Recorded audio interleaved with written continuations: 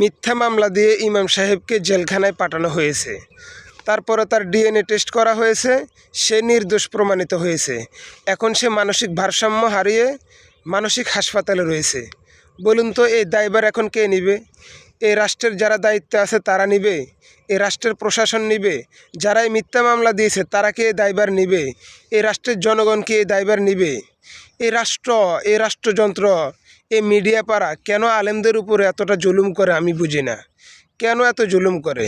আজ তার মান, ইজ্জত, সম্মান কিছু কি রয়েছে? সব শেষ। এখন সে মানসিক ভারসাম্য হারিয়ে মানসিক হাসপাতালে রয়েছে। এখন এই দায়ভার কে নিবে? কে নিবে এই দায়ভার? কেন আলেমদের উপর এত জুলুম করা হয়? কেন আলেমদের উপর এত নির্যাতন করা হয়? এগুলি আমরা জানতে চাই।